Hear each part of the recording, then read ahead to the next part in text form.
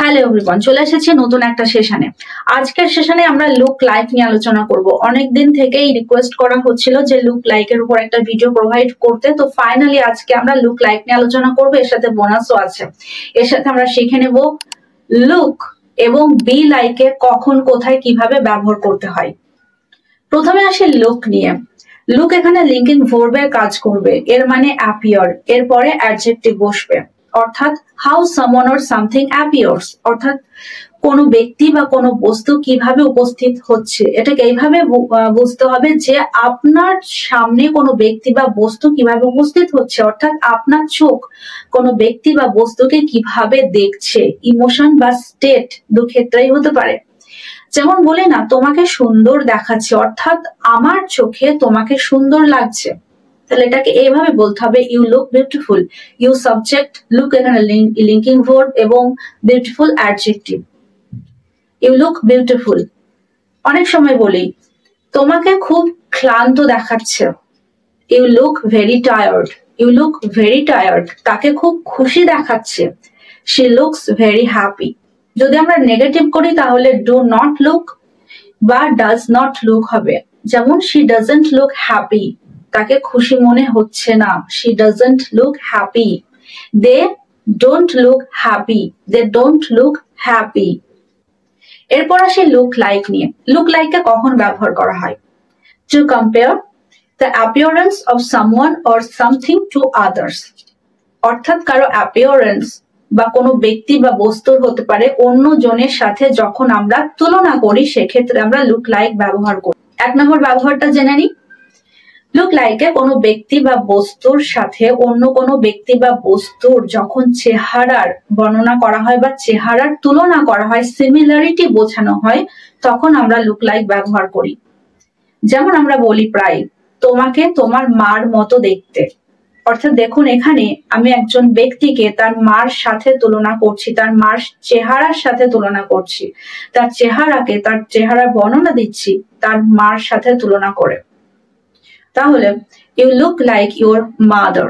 You look like your mother, অর্থাৎ তুমি তোমার মায়ের মতো দেখতে, সে তার বাবার মতো দেখতে। He looks like his father. He looks like his father, এখানে দেখুন লুকস হবে, কারণ he third person singular number. Negative যখন হবে তখন ডু নট লুক লাইক বা ডাজ নট লুক লাইক হবে। যেমন তুমি তোমার মার মতো দেখতে নও, you don't look like your mother. You don't look like your mother. বা কোয়েশ্চেন যদি করি, সে কি তার মায়ের মতো দেখতে নয়? Does she not look like her mother? Does she not look like her mother? এই ফলটিকে তরমুজের মতো দেখতে। This fruit looks like watermelon. This fruit looks like watermelon. দেখুন, এখানে আমি কোনো মানুষের চেহারার বর্ণনা দিচ্ছি না, বস্তুর চেহারার বর্ণনা দিচ্ছি, কম্পেয়ার করছি একটা ফ্রুটের সঙ্গে অন্য একটা ফ্রুটের। দুই নম্বর ব্যবহার, কোনো পরিস্থিতি বা অবস্থা বর্ণনা করতে লুক লাইককে ব্যবহার করা হয়। যেমন it looks like it will rain. It looks like it will rain, দেখে মনে হচ্ছে বৃষ্টি হবে। বা it looks like he is very tired. It looks like he is very tired, অর্থাৎ দেখে মনে হচ্ছে সে খুব ক্লান্ত। এরপর আসে বি লাইক নিয়ে। বি হলো বি ভার্ব, অর্থাৎ এম, ইজ, আর, ওয়াজ অথবা were plus like, be like.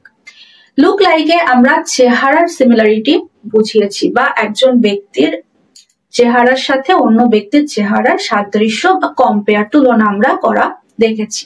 কিন্তু এখানে চেহারা নয়, এখানে একজন ব্যক্তির ব্যক্তিত্ব, স্বভাব, আচরণের সাথে অন্য ব্যক্তির স্বভাব, আচরণ বা ব্যক্তিত্ব তুলনা করা হবে।